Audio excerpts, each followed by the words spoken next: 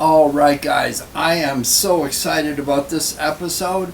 I have had one of the first big body single cutaway arch tops that I ever worked on returned back to the shop. Now, it's for strings and a little bit of work on cleaning it up and adjusting the tuners and a few little things. And you know this one as the East LA Cutaway, and there's either an episode or a playlist up there. I got this off of the wall of a garage in East Los Angeles, and it was dried out. The neck was off of it, and I hobbled this thing back together, and it's the best work I could do at the time. Anyway, so we're gonna strip the strings off of it, pull the bridge off of it, clean it up, wipe it down, put a new set of strings on it, and then we are going to do a little bit of work on the bridge. And this will be a brief episode, but I will give you some close-ups of what we're going to do, and I'll see you back here in a couple minutes.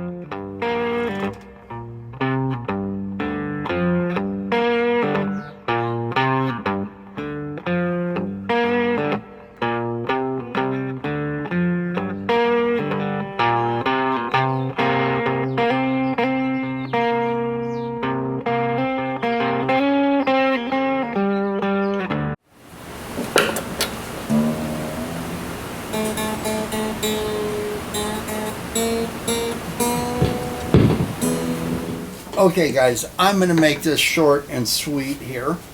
When I set this bridge up originally, this is it, and I've marked it up. I actually want to take this area in green here, lower part off, and I want to cut this part right here where the wood is bare on both sides out so this thumb wheel can fit up in there. And this is actually about the same size as the thumb wheel. So I want to drop the bridge down about equidistant to the thickness of the thumb wheel. Now, when you're cutting down bridges and things, I want to show you a little something here. Okay, so you have the bottom of the bridge. This has to match what's going on wherever the bridge is going to sit. Now, sometimes people will tell you, oh, this always lines up with this peak right here at the F hole on either side. That's not true. What you need to do is measure the distance from the top of the fretboard at the back of the nut, and then you find the 12th fret. Whatever that distance is, you measure from the middle of the 12th fret, where you went from back of the nut, middle of the 12th fret, and you measure that same distance, and you have your bridge line up back here. That's how you lay out the intonation. Now, when you find that spot, you put a piece of sandpaper here, and you just go back and forth like this until there's no air gaps under the bottom of the floating bridge. If there are gaps, what will ultimately happen and you could see this in the first video we did about this. There were some cracks and stuff here. So if you don't have solid contact here and here, you're going to end up with load isolation. That's going to cause cracks. And this is a tone bar guitar. So you've got a tone bar that runs from here down to here, and you can always feel it if you go inside. You can feel where that is. Measure like so. And you can see that these arch tops are prone to dip down when those tone bars start to relax, and that's when they start getting in and taking the back off and building gadgets like this to ride the tone bar that matches the arch of the arch top, and this would sit in here like so. But you got to take the back off, and that starts getting into a lot of hassle. Anyway, so you got to do that. Next thing to think about is when you're cutting, so you've got these posts here, and the thumb wheels are here, like so. And then there's a part that drops down like this, comes up like so. And then your strings go up here, okay? When you're notching this out, and especially if you're using a belt sander, you have to be, or a bandsaw, excuse me, use a belt sander a lot to do this work too. But when you're cutting this and this, on the microscopic level, you might not realize it, but when you're cutting here and here, you are bound to either go too far this way up into here, or too far this way right here. And if you do either one, later on, your bridge will split here, or it'll start to crack here.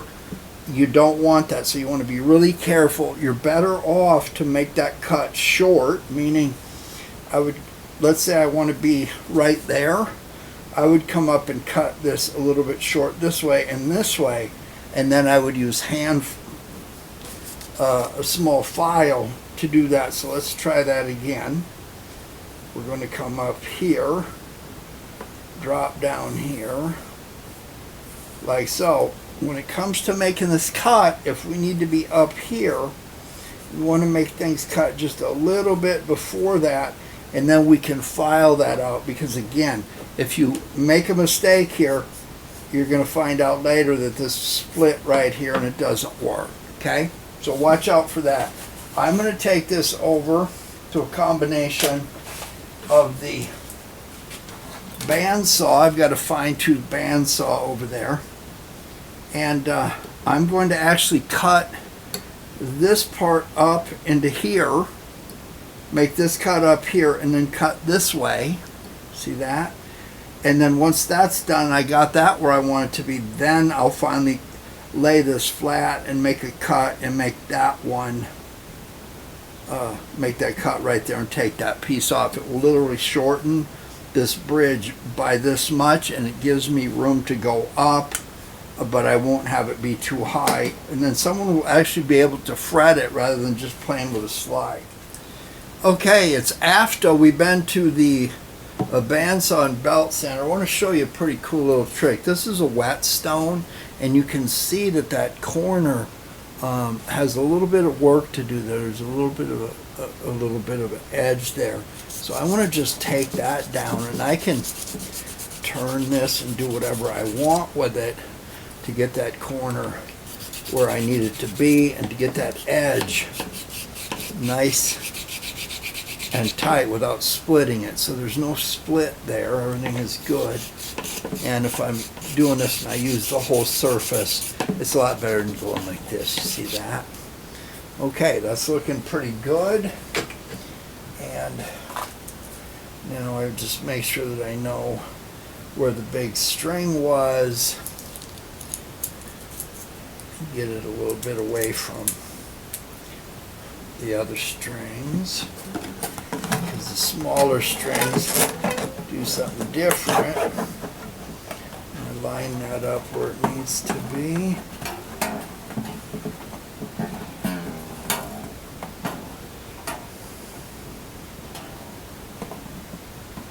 There we go. And when I tighten the strings up, I think my action is not going to be that high now. Well, look at that. And I've got this bottomed out, so if anything, if I get a little buzzing down here, I can lift this up.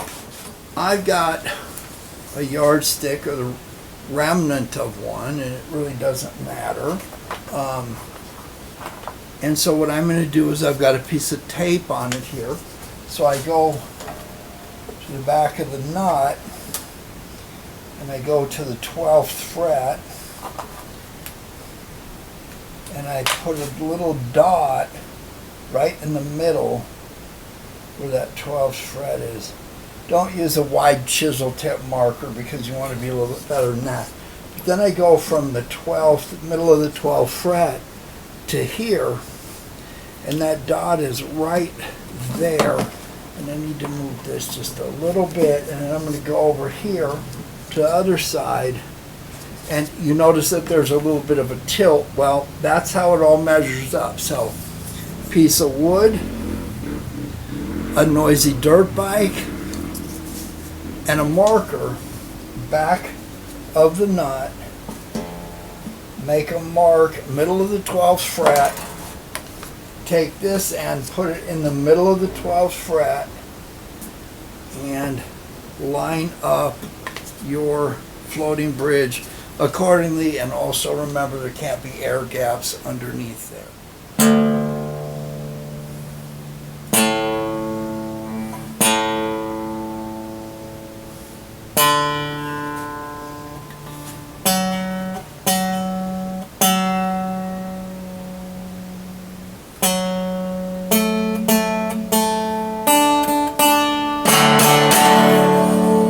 Alright guys, a little bit off the bridge, and I'm so much happier. I'm not really happy.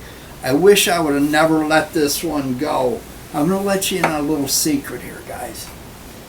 There's a couple things going on here. If you can get one of these Harmonies or Ks or whatever they are with a single cutaway with a big body, these 16, 17 inch bodies, these were meant to mimic a Gibson Super 400. So these bodies, increasingly, if you can find one that's in good shape, we saw a 1956 Aristocrat, Silvertone Aristocrat that was in here. I'm going to give you an episode link to that right up there. Milo Sledge was the artist that sent that one in here. I'm going to give you a link to his music below. But if you run across these bodies and they're together and the neck is in good shape and it's not bowed, you are going to be talking about, I'm going to say 500 just with everything stripped off.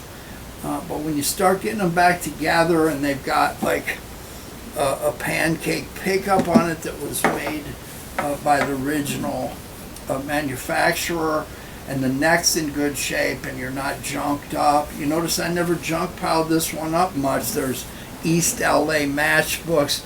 This truss rod cover, yeah, it's got a truss rod, believe that or not. That's important. Get a good set of tuners on it. This was an Old Kraftsman, which was the Spiegel catalog version of an archtop. But guys, these bodies are increasingly starting to fetch $1,000, so don't forget that. Do I wish I had this one back? Of course I do. This is one I shouldn't have let go, but it's gone. So let me move this piece of 1940 spruce over here that's big enough to build an archtop and get my leg in here to hide this weight that I've been putting on for a long time. Anyway, this thing sounds good, and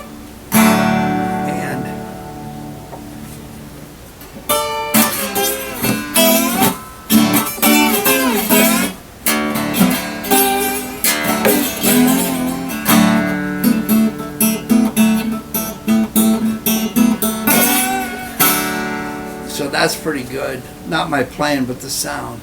Let's do this. This thing is a screaming monster.